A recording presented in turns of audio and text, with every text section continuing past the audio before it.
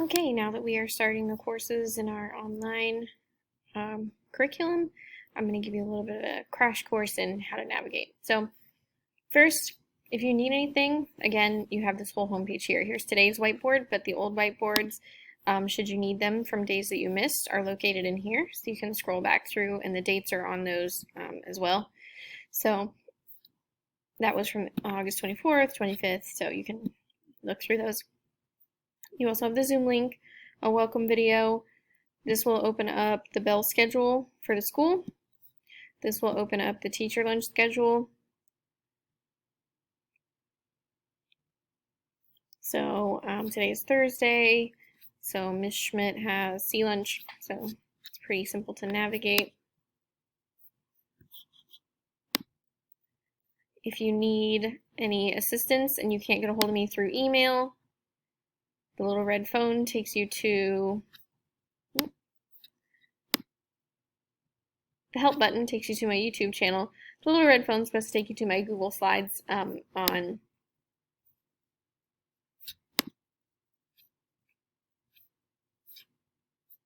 we go, my Google Voice information. So if you need anything from me in regards to your courses, you can text me or call me at my Google Voice number and I'll answer.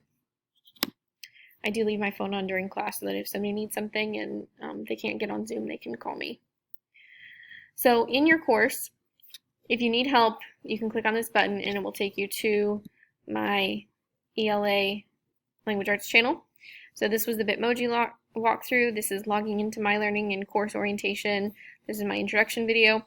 But there's also a video under playlists, so you can click view full playlist. And these are some getting started guides. So that's for PowerPoint, Microsoft Word. This one is for Cornell note-taking. So you can watch this at your convenience. It explains how to take Cornell notes. You're not obligated to do Cornell notes, but you do have to take handwritten notes, and that's just one system of note-taking that may help you. So if you are working ahead of what's on the board here, you've already done everything on the board for the day, you can go over to Modules and find the next activity in here. So most of you have already finished what's in the Welcome module, so you'll be starting here in Heroes in Our Midst.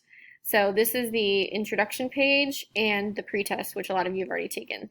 So then you'll want to start with Develop an Idea, which is the first activity. This is what every first page of every one of these content pages is going to look like. It explains very briefly what they're going to be talking about, what information they're going to be sharing, and what the assignment is. So you know at the end you're going to be taking a quiz on how authors use anecdotes to introduce and elaborate on details and people. Page 2, and remember to use this navigation and not this navigation because this will take you to the next assignment, whereas this takes you to the next content page. Page 2 is always going to have your objectives. So these objectives you can think of as essential questions for those of you that are used to that terminology. After completing this lesson, you will be able to identify author techniques such as anecdotes and examples to introduce and elaborate on key individuals, events, or ideas. So you would want to put this at the top of your notes. And again, your notes have to be handwritten, but for the purposes of this activity, for me showing you how to do this on a computer, I have to do mine on the computer. So at the top, you want to have your name, date, lesson title, which would be Develop an Idea, because you want to be able to find your notes when you come back to it later, and then your EQs. You can also call them something else, but they do need to be your essential information. So you're going to want to turn this into a question. So identify author techniques such as anecdotes and examples. So how do authors use techniques like examples and anecdotes to introduce and elaborate on individuals, events, and ideas?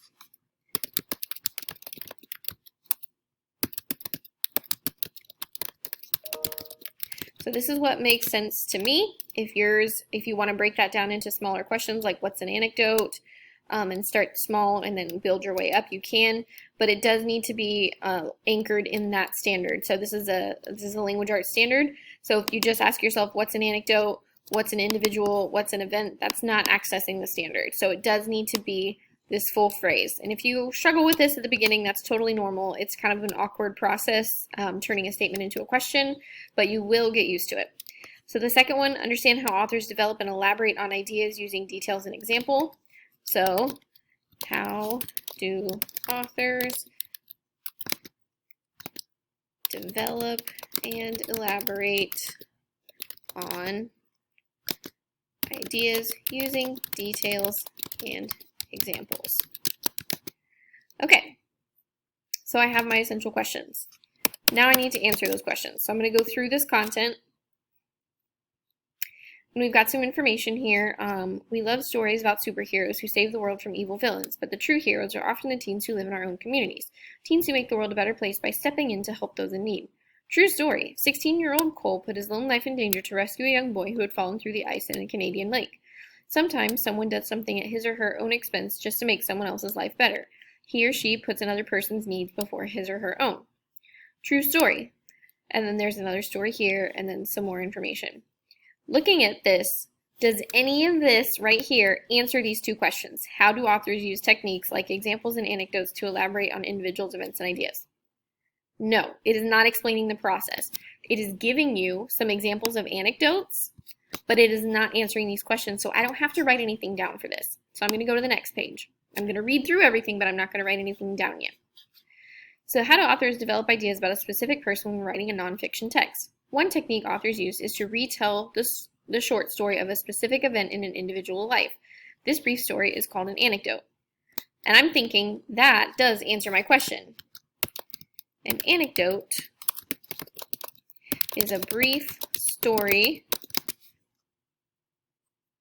that retells a short, specific event in a character's life. So that's a vocabulary word, so I'm going to highlight it or underline it in some way so that I know it's important. So it does not just list the events as they occurred. Anecdotes are used in informational writing to give details about a person in an interesting, engaging manner. So I'm going to add that.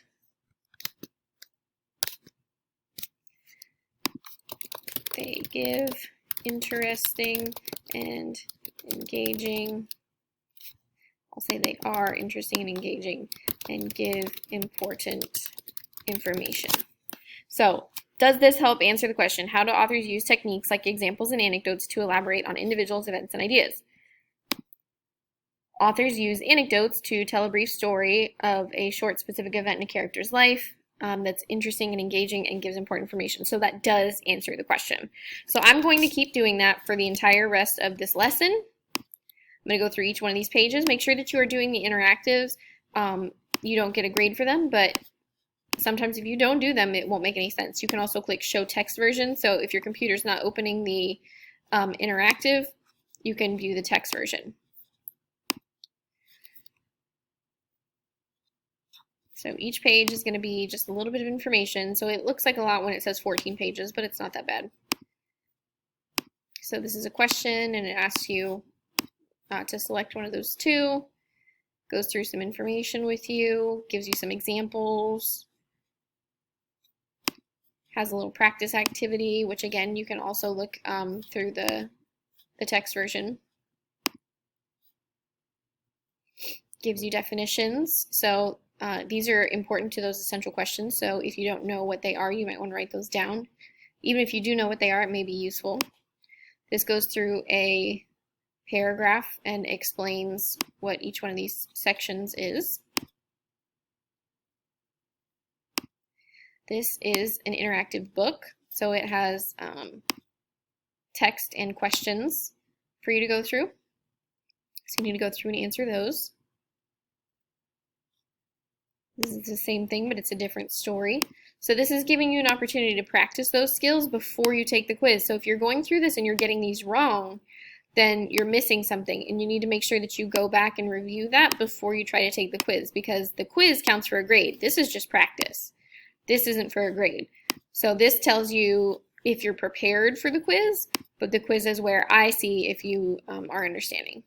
So this page provides additional information for literary nonfiction, biographies, autobiographies. On the second to last page of each lesson, there's going to be a recap. This is always a really great place to go if you are trying to see the big picture of what they wanted you to learn for the lesson. So this is an example, but an anecdote, example, details, all of this answers those essential questions about anecdotes, examples, and details, and how authors use those. So here are some examples of how an author used those in relation to Bailey Reese being a hero. On the last page, it will give you directions on how to go to complete the assignment. Make sure that you look in the modules or listen to me when I give directions in class or on the whiteboard in your homepage, because sometimes, occasionally, I don't have you do this exact assignment and I can't edit this page, so you won't be able to tell until you go look through the modules. So if you look here, right after Heroes in Our Midst, you have Develop an Idea. You have 2 assignments to submit here, notes and your Develop an Idea quiz. So I'll show you how to upload notes. So if you have no cell phone whatsoever and you need to take a picture of your notes, then you will open up Photo Booth. So you're going to go to Finder and then Applications and then Photo Booth. And it will open up a picture. So I'll just use a blank activity that I have on my desk here. So then you're going to hold it up so that I can read the text. So it might be kind of tricky at first to get this right, but if I were to zoom in, I'd be able to read that, and you can just keep your little face in there so I know it's you. And then you take the picture,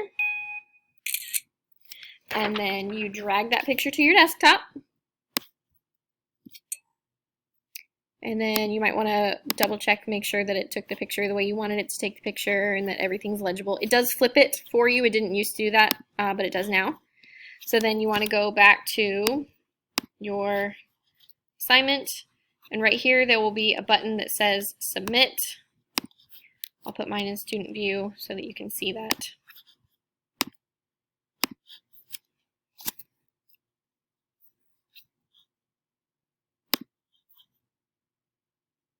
Submit assignment, choose file, and so you're going to go to desktop because that's where it's saved. Scroll through all the stuff that you have saved on your desktop, which hopefully is more organized than mine, and click open, and then you're just going to click submit assignment.